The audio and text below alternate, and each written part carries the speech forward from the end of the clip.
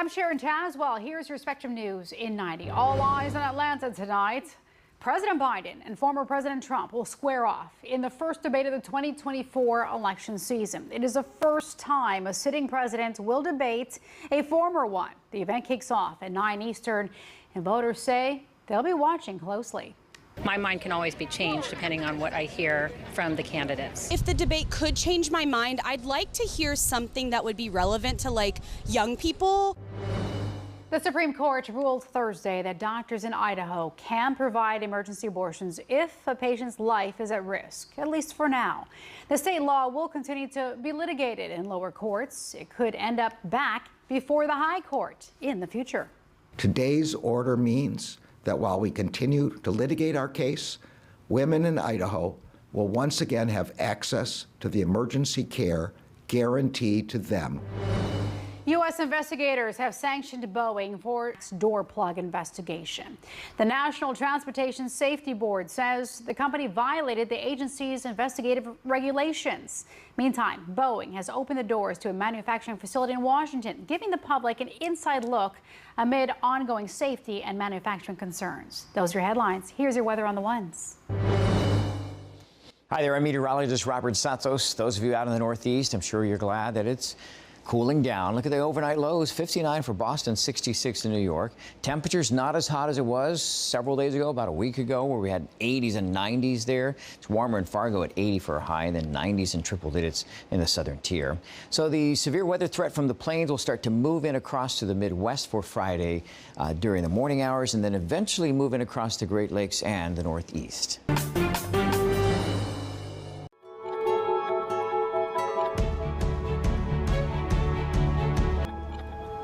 A historic night in Atlanta. Thanks for joining us. I'm Sharon Tazwell. We're just a short time away from the first presidential debate of the election season. President Joe Biden and former President Donald Trump going head-to-head at CNN's Atlanta studios. And tonight, we are getting a look at what the debate stage will look like. President Biden will be on the right side podium after winning a coin toss. Both candidates have landed in Georgia ahead of the big debate. We're also on the ground there. Well, Spectrum News political reporter Taylor Popolars joins us now from just outside CNN. Taylor, a lot of people will be tuning in tonight. That's right, Sharon, and we'll be simulcasting the debate. This is the first time Joe Biden and Donald Trump will come face-to-face since October 2020. It's also the first ever televised debate between a sitting president and a former one. So this is a major test for both men in a race that has been... There will be no studio audience and no opening statements. The candidates won't be able to bring notes or props on stage, but each will be given a pen, pad, and a bottle of water. Each candidate will have 2 minutes to answer questions and 1 minute for responses and rebuttals. The debate will be 90 minutes long with 2 commercial breaks, and the candidates' mics will be muted when it's not their turn to speak. Both campaigns went after each other heading into the debate. Team Biden released this ad featuring former Trump administration officials bashing him. We worked with him. We knew him. This man is unfit to be president. The Trump campaign launched an ad attacking Biden's record. No matter what Joe Biden promised in the debate, ask yourself, are you financially better off since he became president? Trump and his allies have baselessly alleged Biden might use drugs to boost his debate performance, a claim echoed by Trump fans we spoke to at a GOP voter training event in Pennsylvania last week. I'm looking to see how coherent Biden is if he takes any accountability for anything. One Biden fan here in Georgia gave this advice to the current president about debating Trump. I think he just needs to stay focused. I think that Trump can be very distracting, and we fall for that. And then there's frustrated, undecided voters like Charles Smith, who says he likely won't watch tonight because it all feels scripted. They might get one out of the blue, you know what I mean, when they get heated. But I believe we rehearsed already, you know what I mean? That's all I got to say. You know what I mean? I don't like neither one. Now, after tonight's debate, the candidates will head right back onto the campaign trail. President Biden is scheduled to hold a rally in North Carolina tomorrow, while former President Trump is holding his own in Virginia. Sharon? And Taylor, since there is no studio audience, are the campaigns expected to bring any guests to the debate?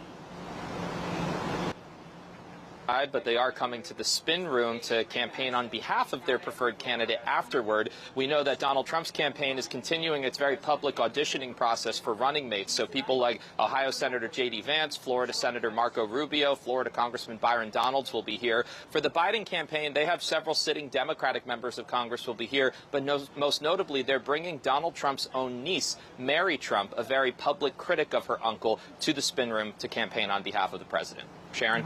All right, Taylor Popolars in Atlanta. Thanks. And joining us now for more perspective, Spectrum News political anchor Alex Cohen. Alex, let's go back to the stipulation both sides agreed to about their mics. If it's not your turn to talk, your mic will be muted. So is this advantage for Biden or advantage for Trump? All I know is it's a disadvantage for the poor human being running the audio board at tonight's debate. I really like dinner or a bottle of wine or something. You know, the conventional wisdom here is that in the past, Donald Trump has interrupted Joe Biden more so than the other way around. And I think it'll be really interesting to see. You know, CNN actually did a little demo to show what this would look and sound like. And it's really awkward to see somebody talking while their lips are, you know, you see that they're talking, but you can't hear them at all, I think is somewhat humiliating for either of these candidates should they attempt it. And I can't help but wonder if doing so could still rattle off the other guy. So might someone, you know, take that chance anyway? Remains to be seen. But man, oh man, I am curious to watch. Oh, I am too. Maybe humiliating and a little bit frustrating as well. So it's going to be very interesting. All right. So Alex, Robert F. Kennedy Jr. will not be on stage in Atlanta tonight, but that's not stopping him from holding his own debate. No, and it's a really Jr. is handling the campaign, but the world we live in, right? Yes, he wanted to be on that stage. CNN said no. So now he is promoting something that he is calling The Real Debate. If you head to therealdebate.com, you can watch in live time as RFK Jr. responds to the moderator's questions. And all I know, I was looking on the platform X today, and those three words, The Real Debate, was trending. So it'll be interesting to see how many folks show up and watch the debate that way. So interesting. He's going to respond to the questions. All right. Well, Spectrum News political anchor Alex Cohen, thanks. Thank you. And a reminder, you can watch the presidential debate tonight, 9 Eastern, 8 Central on CNN. It'll also be simulcast right here on Spectrum News. Then stay tuned for our Decision 2024 live post-debate special. Spectrum's team of political experts from across the country will provide analysis and context immediately following the debate. Key rulings coming down from the Supreme Court Thursday, including yet another ruling on abortion. Justices dismissed a case about emergency abortions in Idaho, temporarily clearing the way for women in the state to receive an abortion when their health is at risk. The ruling comes just one day after the opinion was mistakenly posted on the court's website. It does not actually finally decide any issue. This case should have been exhausted at the lower court level. This case is decided as a technical matter then, not as a substantive matter. The Biden administration argued that doctors must be allowed to provide emergency operations when a patient's health is at risk. Abortion rights groups called the opinion a temporary relief, adding the fight is far from over. Meantime, justices at the High Court rejected a nationwide settlement with OxyContin maker Purdue Pharma. The deal would have protected members of the Sackler family who own the company from civil lawsuits. It would have made the Purdue Pharma settlement would have ranked among the largest reached by drug companies. Just ahead on Spectrum News, the elusive youth vote. What first-time voters are saying they'll be listening for during tonight's presidential debates.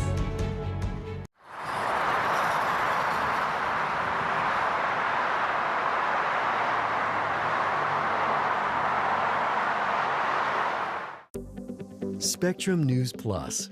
News from a new perspective, dedicated to refreshing storytelling and empowering communities across the nation. With balanced reporting, providing real context and in-depth coverage 24 hours a day. Here's a look at your forecast across the country. Local stories, connecting communities. We are Spectrum News Plus. Streaming now on the Spectrum News app and free with your Spectrum subscription. We know how much you depend on the reliability of our products and services. Now, we've taken a new step forward in reliability by identifying potential service issues before they become a problem. If you're affected, we'll contact you and help schedule a free service appointment with one of our expert technicians.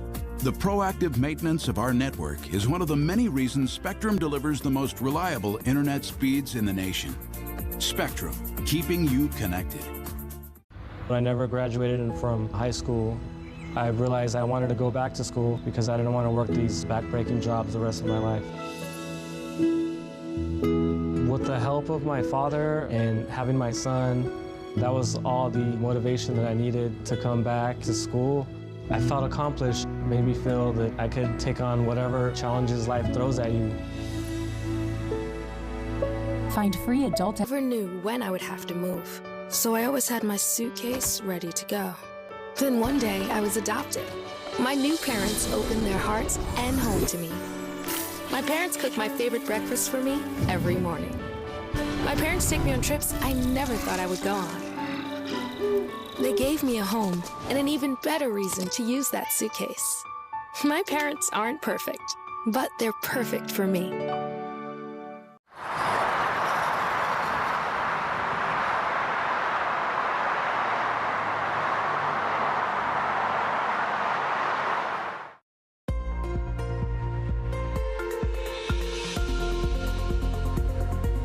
We're watching a very active weather pattern across the plains for Thursday night. Hi there, meteorologist Robert Santos. You can see where we see an enhanced risk for some severe weather. It's all because of storms coming across that area overnight, and then eventually that moves into the afternoon hours a little farther to the east. So for Friday, this is where we're seeing a slight risk for some severe weather. So over a big portion of Nebraska, Iowa, Kansas, and Missouri. Now, let's take a look at the timing of all of this. So here's Friday, 10 o'clock. We're talking about Eastern time there as it moves across Wisconsin into parts of Michigan.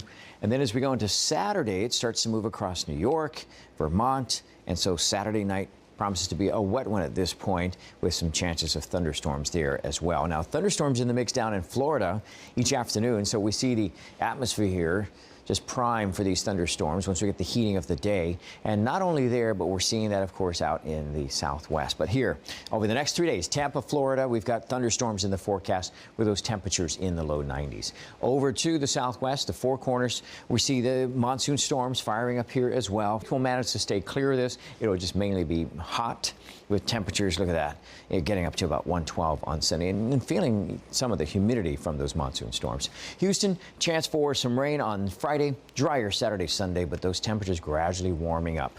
Here's Charlotte, North Carolina, all 90s for you as well with rain on Saturday and Sunday. So just be prepared for that if you have any outdoor plans. And New York, you've got a warming trend here too. Sunday, the warmth coming back, 87 degrees with some showers. From July 2nd through the 6th, this is the precipitation outlook. All these areas showing wetter than average outlook. And the best chance right around the Midwest, drier than average outlook out west over parts of California.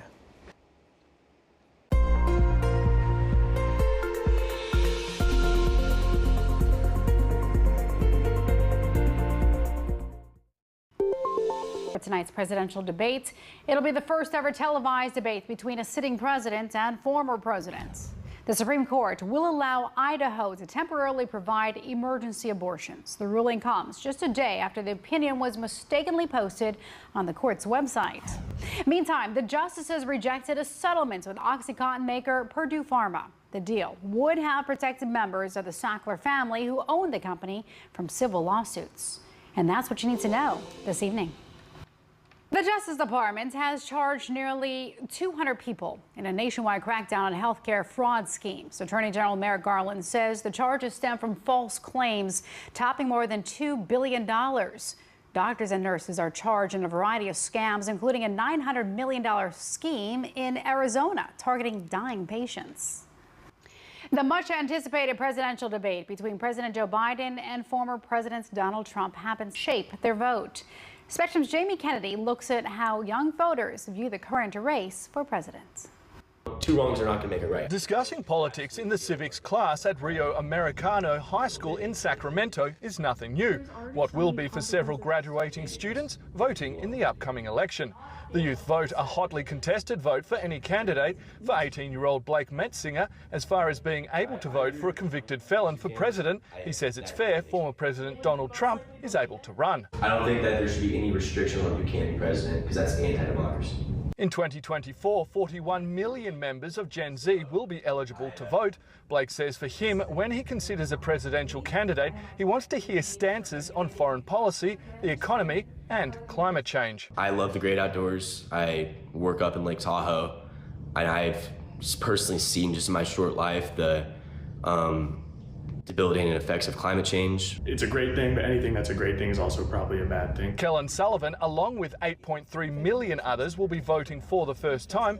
The 18-year-old says his vote is up for grabs, and he'll be watching the presidential debate to decide who he votes for. As far as the widely discussed age of the presidential candidates goes, Kellen says, I think the age does matter, but I just think they're both old, so it's really, I don't know, in a perfect world, I think there'd be a good young Democrat and a good young Republican that each person could vote on. He says his parents listen and watch NPR and CNN, and so inevitably he does too. And where he gets some of his information from, a Pew Research study found around a third of people aged 18 to 29 regularly get their news from TikTok. Kellen says he too looks to social media for information. Another source, and this will sound like it's not a good source, but like TikTok and Instagram are both, yeah, there's a lot of falseness, a lot of false stuff on there, but there's also a lot of valid sources on there that are just as valid as news sources, and those are the apps I'm on a lot, so I like that it's right in my hand. With AI-generated images, video and voices becoming more widely shared,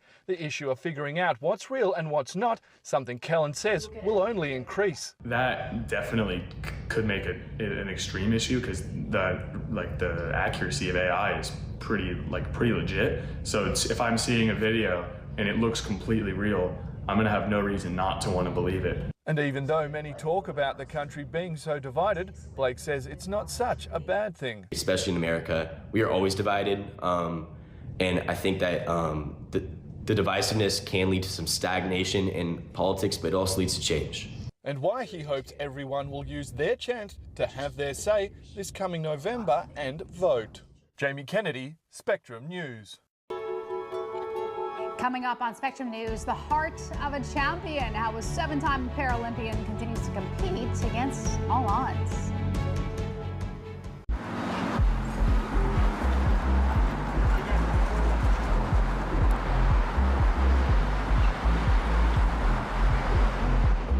Here's the deal. In this election year, people need a place to explore national issues that have an impact on their community.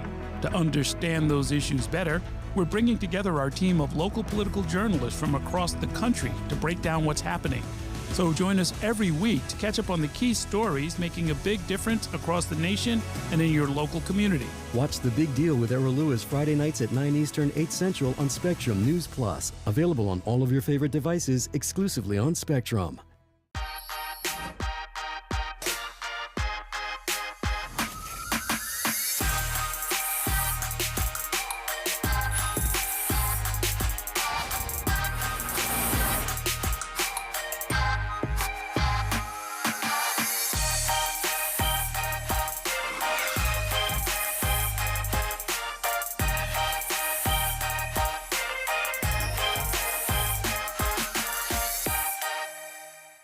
Okay, Dad.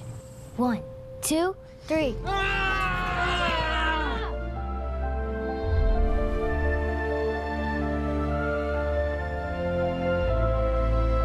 You saved me.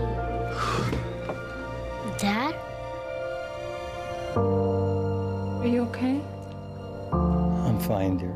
Your hero needs you now, and AARP is here to help. Find the care guides you need at aarp.org/caregiving. I don't remember how it started. Go to that. Our back and forth. It always came back. Dad! You probably don't remember what you told me, That was perfect. but I heard every word.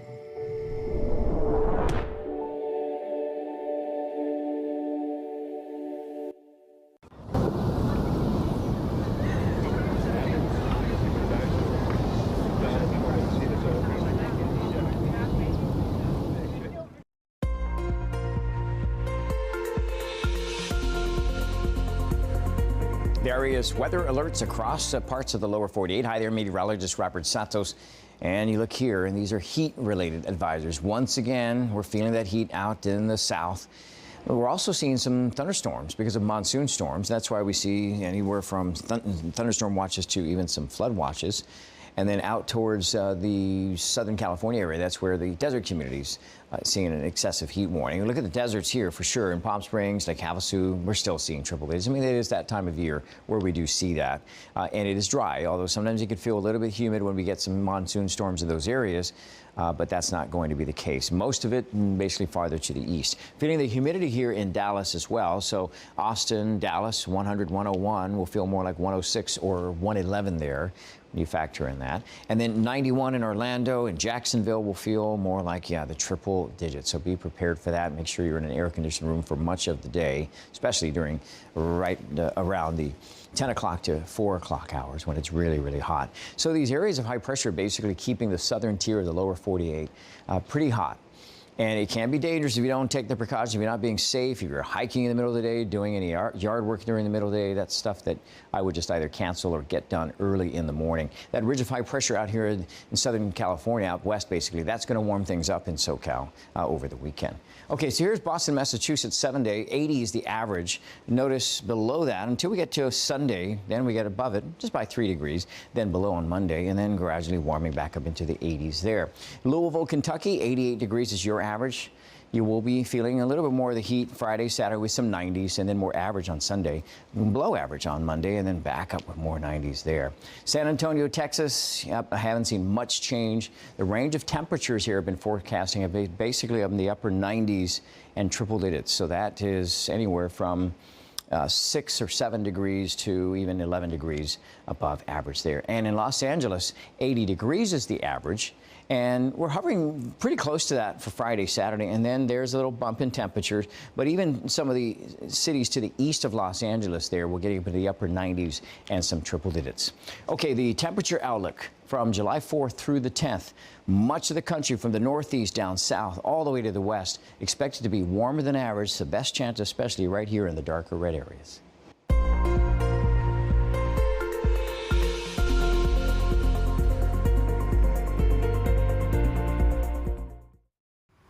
Heavy winds have spread a fast-growing wildfire in Oregon, forcing many to evacuate the area. Local authorities say evacuation alerts were sent to over 1,000 homes and businesses. Oregon Governor Tina Kotek invoked an order allowing the fire marshal to mobilize resources to fight the fires. Check this out. A massive 100-foot wide sinkhole swallowed up a large chunk of an Illinois soccer field. Video surveillance captured the ground giving way, swallowing a light pole and a huge section of the field. A local construction company says an underground Paralympics representing the U.S. in table tennis. But his road to success has not been an easy one. Spectrum's Eric Feldman shares his incredible story of perseverance. On a Friday night in Port Washington, after the restaurants have closed, as most of the town heads to sleep, there's the constant pop at the Gold Coast Table Tennis Club. This 1.5-inch ball is the center of Tal Leibovitz's world. He would have never thought 30 years ago it would be the sport that changed his life. Leibovitz grew up in Queens, a childhood he says was not easy. I think the grade I finished was the 6th. He says he never fit in and life at home was no better. So at 14, he went to live on the streets. I slept on rooftops, I slept on beaches, anywhere I could. Usually, his bed was on an E-train. It's so difficult where you are, so all you have to do look forward is like having some meaning and some purpose. And it came from somewhere, Fewitix Park, where he was introduced to table tennis. It's so enjoyable, there's a chess component to it. It's all he would look forward to from the moment he woke up until 3 p.m. when the center opened. They had a tournament on Saturday, and they had a tournament on Sunday, so I had nowhere to sleep, so I would go to the Saturday tournament and I would just sleep outside. And then I would go and play the Sunday tournament. As he got better, Leibovitz realized there were things he couldn't do with the racket. This is my left hand. My right hand I can't turn at all. He's the one in 5 million people with a condition called osteochondroma, which means he has benign tumors all over his body. They're very painful, especially in my spine. I have 2 in my back, one in the low and one in the middle, and they're about this big. But when he was playing one day, he had a coach approach him with a simple question. I was asked to participate or join the Paralympic table tennis team. Leibovitz started competing internationally, and in 1996, he made the Paralympic U.S. table tennis team. And there, Tal Leibovitz, still living on the E-train, stays with you for a long time. But Leibovitz's life wasn't on track. He says he was arrested a few years after the Paralympics, and while he was reeling, it was table tennis that spun him back. He taught lessons to make money and then went back to school. He got his GED, then acing degrees in philosophy, sociology, and clinical social work. People go into social work because they want to help people. All while he's gone to each Paralympic Games since 1996, collecting countless medals along the way. In Seacliff, Long Island, he now owns a psychotherapy practice, helping thousands of people over the years. He Zooms with clients, but he'll also hop into his car and hold sessions in a place of comfort. This is normally where we start the walking. The beach. They feel a little bit more comfortable, and the atmosphere is okay here. You know, it's nice. Where he walks 10 miles a day for therapy and training. That's why it's good too. Walk a mile in Leibovitz's shoes. From where I came from to be here. Oh boy, 7-2. Back in Port Washington, the clock may have already struck midnight. Ooh, 2-8. But the ball continues to fly across the table. I really wanted to be a champion, you know, so I really focused on that so much. Table tennis. Turn the tables on Tal Leibovitz's life. And he's not done yet. Okay, good match. Eric Feldman, Spectrum News. I'm Sharon Tazwell. Thanks for watching. Our Spectrum News at 90 is coming up right after this short break. Stay with us.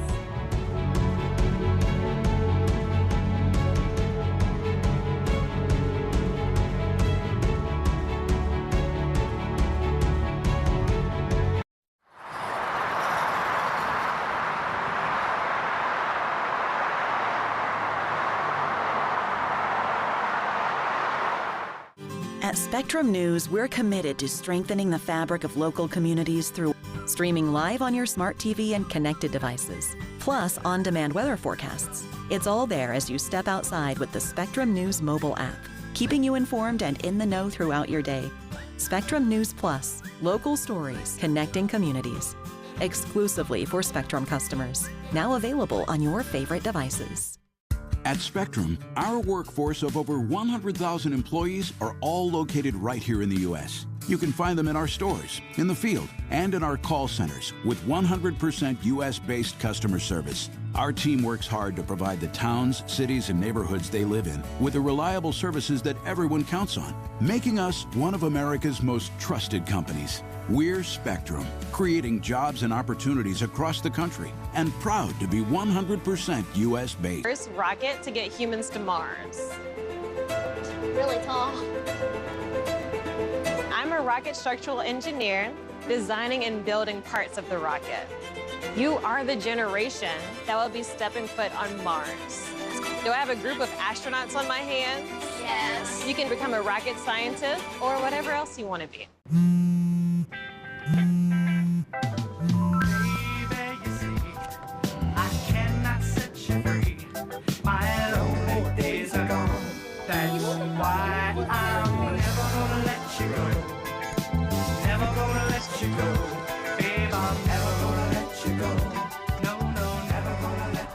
Here you go. Thank you. Thank you.